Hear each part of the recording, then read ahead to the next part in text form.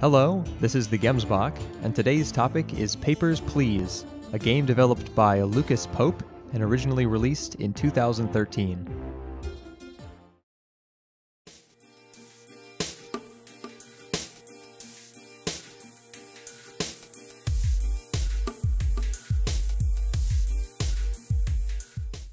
The self-sufficiency attributed to literature by both the new critics and the Russian formalists is indicative of an approach to art which renders legible, through close study, work in many fields aside from literature.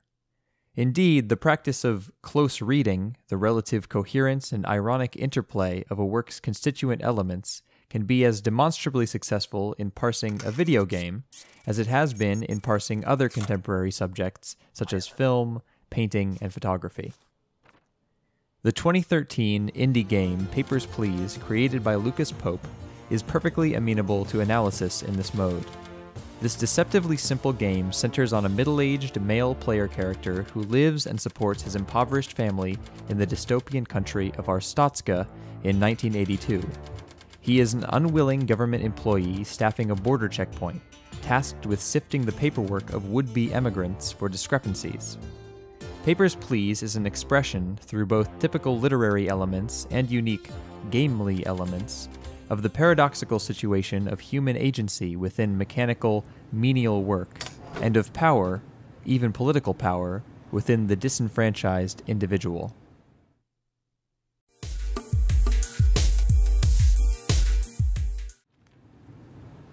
The atmosphere of Papers, Please, as established through its minimalistic visuals, presents a bleak picture which is belied by sudden tonal changes. The color palette of the game is pale and warm, saturated with grays and browns, and non-player characters are muddy, impressionistic figures built of splotchy pixel art. This dedication to inoffensive, subdued, and largely static visuals reflects the mess of bureaucratic exactitude seen in the player character's instructions. At the beginning of each in-game day, stricter regulations are imposed on the paperwork. In this way, as the demands of the player character's superiors grow more particular and multifarious, the sameness of the visuals becomes a source of frustration, with highly similar symbols and colors coalescing around lines of text on as many as 7 documents under study simultaneously. What seems on the surface, then, to be a design choice geared toward evocation of boredom, actually manages to heighten the tension and difficulty of the task at hand.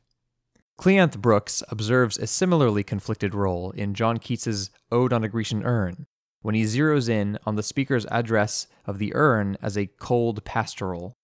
That phrase becomes a succinct expression of the urn's position as dead, inanimate, and inhuman at the same time as being lively, warm, and idealized.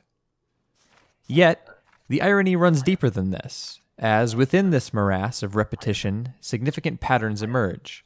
Recurrent characters, for instance, one is a demanding member of an underground rebellion, and another a light-hearted drug smuggler, assert the presence of the individual within a society where individual personality is subjugated to mechanistic obedience. Further, the established order of the monotonous, endless gray line of emigrants is disrupted by the bright explosions and blood of terrorist attacks at the checkpoint, occurring around once per in-game week.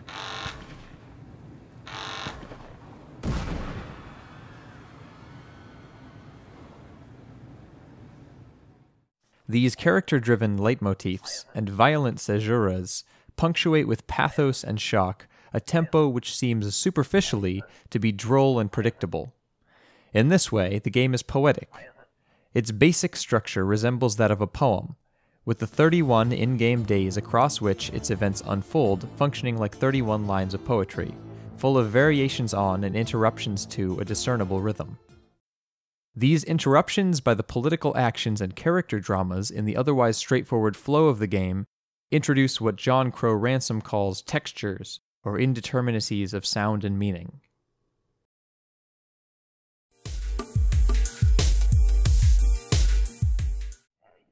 The game's sparse visual presentation is backed up by its spare use of sound. Atypical of the medium, the primary gameplay of Papers, Please is entirely unaccompanied by music. The characters are nearly unvoiced, except for a modulated mechanical sound issuing from each interlocutor in turn.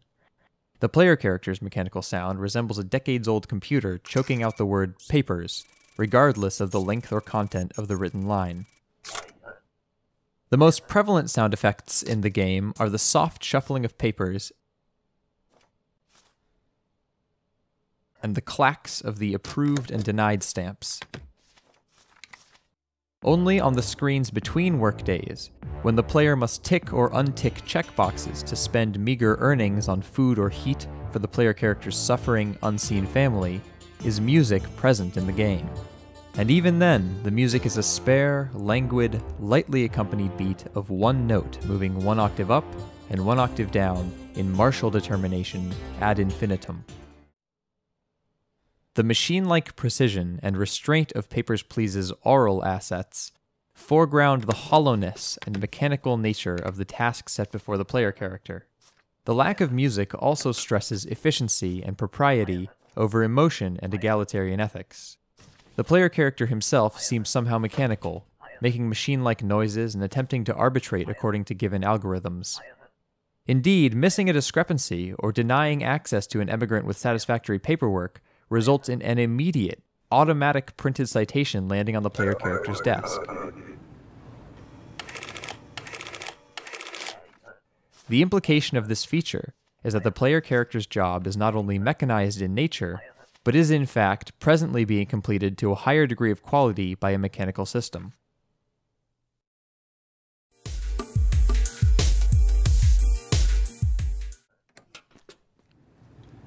The notion of gameplay as a formal element underscoring agency furthers the complication of Papers, Please's atmosphere and directly challenges this mechanistic portrait of the player character. With the cognizance of the citation system's flawless completion of the player character's stated objectives, he seems a redundant, malleable scapegoat and a mere cog in an enormous governmental machine. But herein lies the greatest irony of the game. As much as the player character is devalued and disenfranchised, he wields large amounts of power and responsibility. Rebels may request that the player character become complicit in the murder of a government official. Criminals may attempt to bribe their way into the country. People aware of their insufficient paperwork may make emotional appeals for approval. Regardless of the regulations, the player is free to approve or deny anyone for any reason, and only face a small fine, while one or more lives often depend upon which decision is made. It is this freedom itself, and not necessarily which choice the player ultimately makes, which affirms the player character's agency. The muted sounds and sights of the precisely engineered system at the border checkpoint are contrasted sharply by the bright flashes and cacophonous interjection of the terrorists' bombs and guns.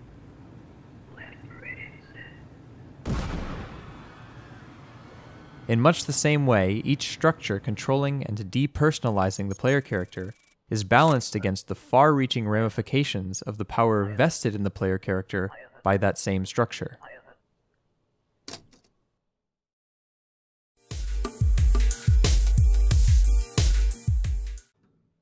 The complex relationship of Papers, Please to temporal reality completes the picture of the game's ironic structure.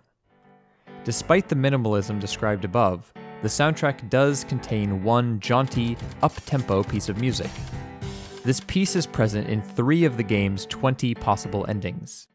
The endings in general follow a formula of describing the usually grim fate of the player character and his family in slideshow format, ending with the simple, haunting maxim, "Glory to our Statska."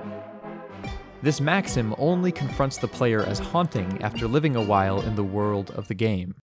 It is a sentiment given weight by the support of its context, much like Shakespeare's line, "Ripeness is all," as explored by Cleanth Brooks when drawing an analogy between dramatic structure and the ironic structure of poetry.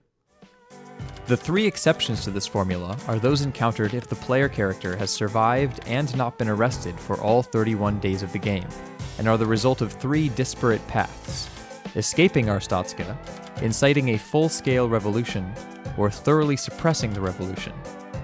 In each, there is an implication of success and hope for the player character. Yet one can assume from the relative brevity of the game The full in-game month takes approximately 4 hours to complete, and from the branching nature of the game's save system, that any given player is expected to experience more than one of these mutually exclusive endings. Thus, their conflicting nature, tonal equivalence, and extratemporal viability introduce a tremendous ambiguity. If none of the endings are subordinated, one is left with simultaneous contradictions. Yet these multiple playthroughs do cohere. There is some sense that the hopefulness of any given ending is tinged by the equal validity of any other ending. As Cleanth Brooks called Keats's Ode on a Grecian Urn history without footnotes, so Papers, Please could be termed politics without footnotes. In broad strokes, it is the power struggle between the individual and the government as the working out of many alternative timelines.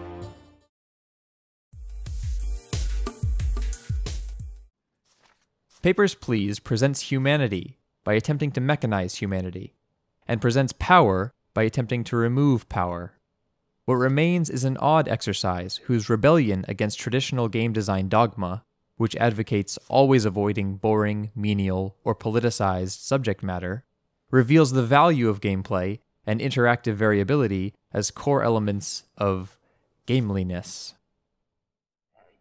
These efforts, as detailed earlier in the sections on gameplay and variable timelines, focus on what makes a game gamely in much the same way that the Russian formalists pursued the scientific endeavor of focusing on what makes a work of literature literary. In this context, the experience discernible in the game across multiple playthroughs becomes a kind of artistic bearing of the device, as described by the Russian formalists, and especially favored by Viktor Shklovsky, as is the subsequent concern of defamiliarization. The game toys with the form of gaming as an inherently free and open, because interactive, event for the player, by imposing sharp time restrictions and harsh penalties on gameplay, thus paradoxically highlighting the amount of freedom which the player maintains despite the restrictions. The thrill of the mundane, and the power of the powerless, surface in Papers, Please's Matrix as direct results of its efforts to defamiliarize the mundane and the powerless in its surreal art and audio, and in the player's necessary subjectification of the player character. At last, the equivalent tone across the disparate, successful endings presents not a note of pessimism about ever truly affecting one's circumstances, but an expression of sustained hope. One sees in the positive tone of those endings the interplay between, on the one hand, the limits authority can place on freedom and power, and, on the other hand, the implicit definition of a person's remaining freedom and power contained within the limiting act.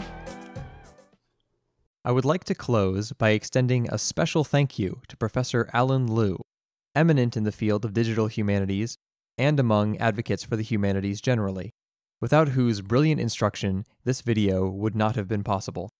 This is not intended in any way to indicate the professor's endorsement of any of my ideas.